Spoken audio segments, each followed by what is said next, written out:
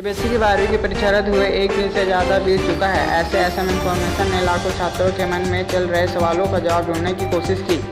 हमने जेएनयू के कुलपति से लेकर सुपर 30 के संस्थापक प्रोफेसर आनंद कुमार सर से इस बारे में बात की, जिन्होंने छात्रों से अपील की है वो इस बारे में ज़्यादा ना सोचे, वह अपना सारा ध्यान विषयों को समझने में लगाएं।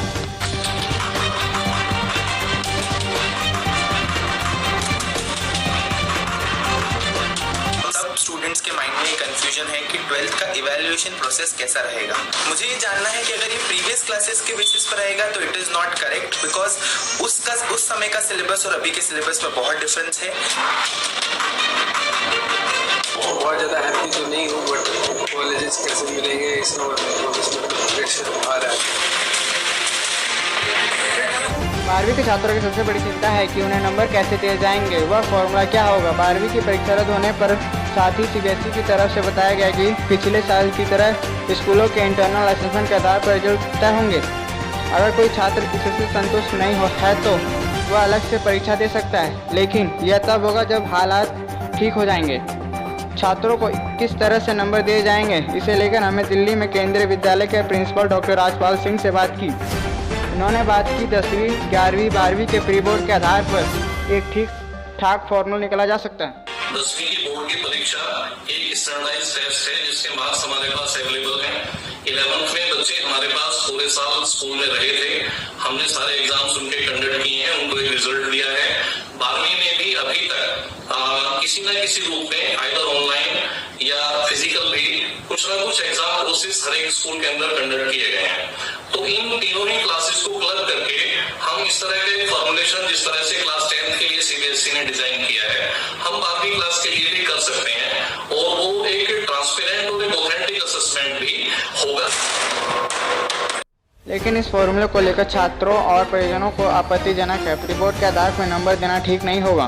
प्री बोर्ड को अगर सरकार अब आधार बनाती है तो वो जस्टिफाई नहीं होगा, बच्चों के साथ जस्टिफिकेशन नहीं होगा, क्योंकि जो प्री बोर्ड होते हैं उसमें बच्चे का टेम्परामेंट दूसरे टाइप का होता है। बच्चा उसको बड़े मतलब लाइट वे में लेता है। बच्चा सोचता है कि इसके नंबर काउंट नहीं होने हैं तो उसको हल्के में लेता है। छात्रों की असली चिंता भविष्य को लेकर है, जिसमें 12वीं के नंबर बहुत बड़ा रोल निभाते हैं। ये करना है तो जिसके लिए मुझे कॉलेजेस में अच्छे परसेंटेज की ज़रूरत पड़ेगी। अब यदि हम लोग 12वीं का मूल्यांकन ही अच्छे से नहीं होगा तो हम किस प्रकार आगे बढ़कर अच्छे परसेंटेज के जरिए अच्छे कॉलेजेस में एडमिशन ले पाएंगे। तो वाकई में ऐसा कोई फॉर्मूला है जिसमें छात्रों का सही तरीके से मूल्यांकन हो सकता है? क्या इसमें कुछ और बातों को जोड़ा जा सकता है? इस सवाल पर माउंट आबू स्कूल के प्रिंसिपल ज्योति अरोड़ा एक सुझाव देती हैं। मैं बोलूँगी कि बच्चे की जो रेगुलरिटी है, बच्चे ने जो ऑनलाइन क्लासेस अटेंड करी, जो उसके रिस्पॉन्सेस सबमिट हुए, उस सबको कंसिडर करना चाहिए। नंबर 2, जो प्रोजेक्ट्स बच्चों ने सबमिट किए प्रैक्टिकल्स के लिए। नंबर 3, प्री बोर्ड्स, चाहे वो ऑनलाइन हुए चाहे वो open book assessment. Number 4, class 11th की परफॉर्मेंस भी। सीबीएसई की तरफ से कहा गया है कि जो छात्र दिए गए नंबरों से संतुष्ट नहीं होते हैं तो उनके पास हालात ठीक होने के बाद परीक्षा देने का विकल्प होगा।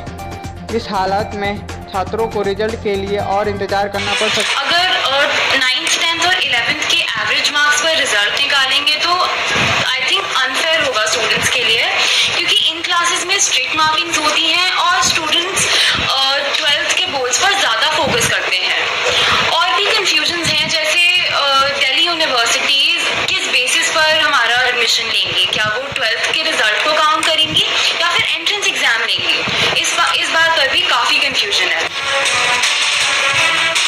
छात्रों के मन में उठ रहे इस सवाल पर हमने जेएनयू के कुलपति एम जगदीश कुमार से बात की, जिन्होंने बताया कि छात्रों को इस बात पर ज़्यादा चिंता करने की जरूरत नहीं है, क्योंकि ज़्यादातर बड़े संस्थान एंट्रेंस टेस्ट को ज़्यादा अहमियत देते हैं। Higher educational institutions such as JNU, the admission into the undergraduate programs is based on an entrance examination.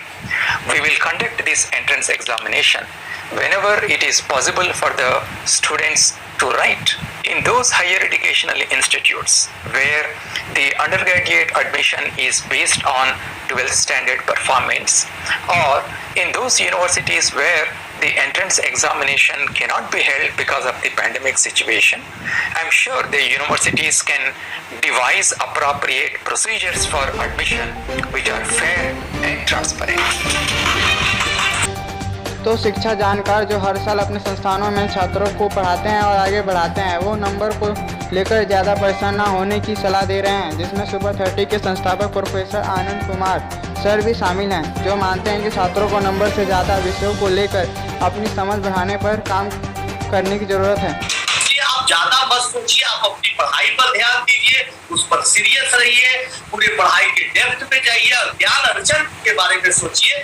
सरकार, समाज सब आपके लिए कोई ना कोई व्यवस्था जरूर करे। ऐसा इन्फॉर्मेशन में आज के लिए बस इतना ही। मिलते हैं एक और नई खबर के साथ, तब तक देखते रहिए और स्वस्थ रहिए।